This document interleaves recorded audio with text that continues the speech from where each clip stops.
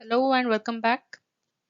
Today we will be discussing about microbiology behind curd. Okay, I have already uploaded video on microbiology behind idli or dosa batter. Okay, so this is another video, and why I am making this video because these are some basic questions that you get in your Viva. Okay, so the concept should be clear. Okay, so let's start. So first we will see how curd is made at home. Okay, so this is the basic uh, this is these are some few steps that you need to follow, and this is the basic flow chart I can say here. Okay, which will help you if you don't know how to make curd. Okay, so first you need to boil your milk.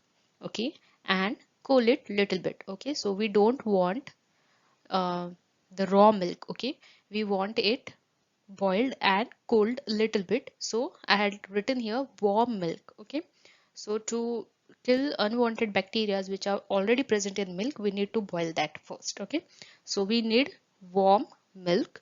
Okay, to that we will add curd. Okay, so this is our inoculum. Okay, previous curd. Okay, if you have curd at your home, you can use that, or if you don't have previous curd at your home, then you can buy from market and you can use that as your inoculum. Okay, so you will add this into warm milk, correct?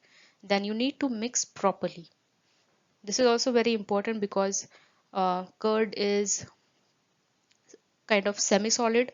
Okay, the consistency is semi-solid and the lump will just settle down in the milk or the pot, and it will take a lot of time to get your inoculum, get your bacteria grow properly. Okay, so you need to mix properly your inoculum and then cover your pot and incubate for around 10 to 12 hours. Okay, so I observe I need around 10 hours to get uh, my curd ready. Okay, so this depend actually on the quality of milk. Okay, so the incubation time may vary depending on the environmental conditions and the quality of milk. Okay, so by trial and error you may get this step uh, finalized, that how much time you require to get your curd settled. Okay, or get your curd ready. Okay, so bacteria will now start multiplying during this incubation period. Okay, so that is why incubation period is must, and you will not um, mix your milk again and again. You will just keep it aside undisturbed. Okay, then when you will open your pot after say 10 to 12 hours, you will get your curd ready. Okay, so milk has now curdled properly and your curd is ready. So warm, why to use warm milk? Warm milk gives optimum temperature. Okay, optimum temperature which is required for bacterial growth is achieved by using warm milk. Okay, then you add previous curd as inoculum, you mix well, so the bacteria present in curd will now start growing in the warm milk.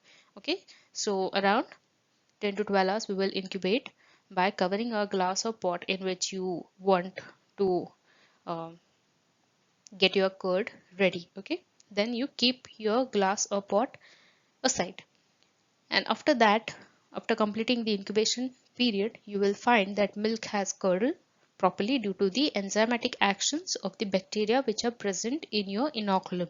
Okay, and now your curd is ready to eat. Okay, so this is how you make curd.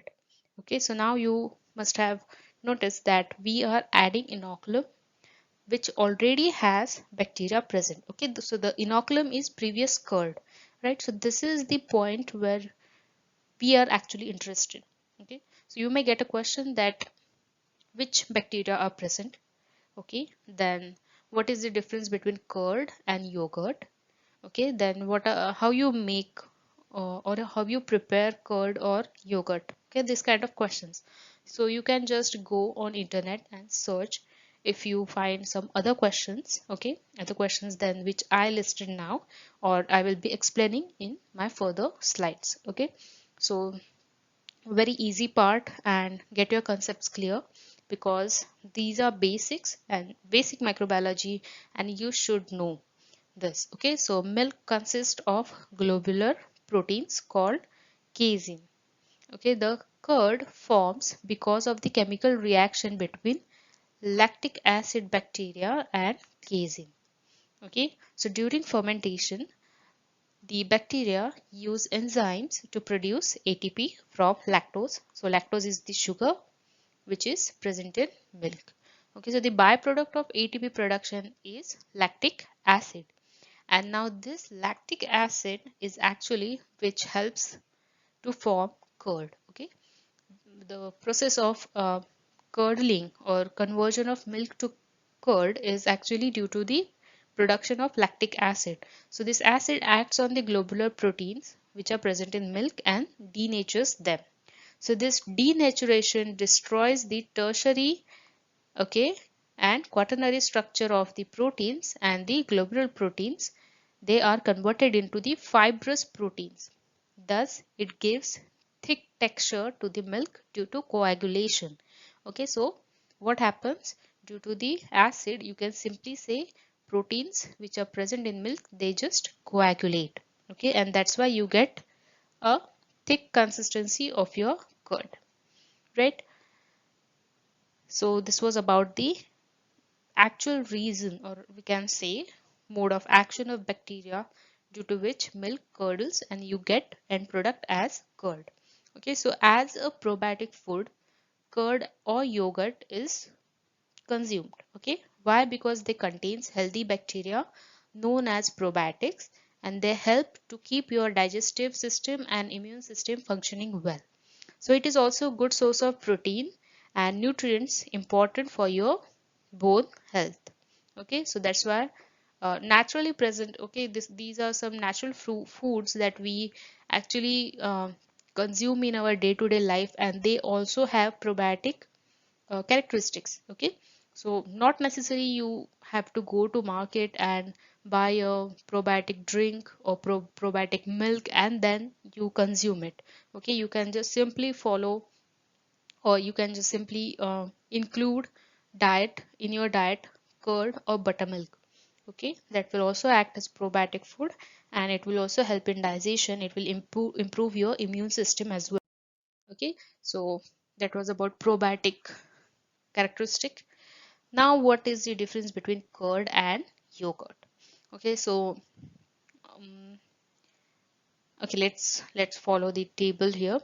So the curd involves broad range of lactic acid bacteria. Okay, so lactobacillus is present, then lactococcus is present. Okay, so there are different types of bacteria you may find in curd.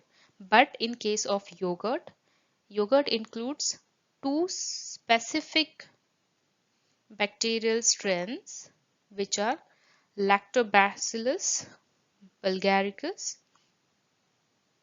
and streptococcus thermophilus.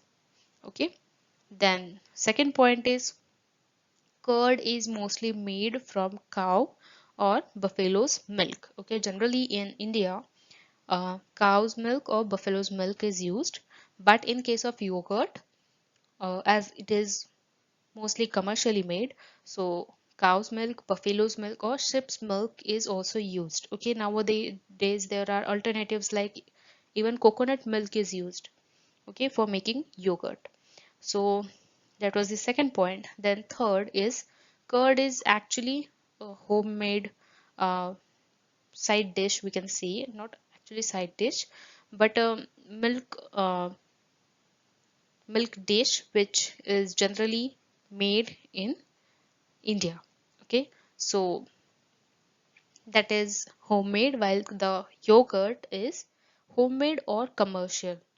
Okay, then next is curd is uh, we don't add any extra flavor in curd, but in case of yogurt there are many varieties nowadays present. Okay, say you have uh, blueberry yogurt, you have strawberry yogurt.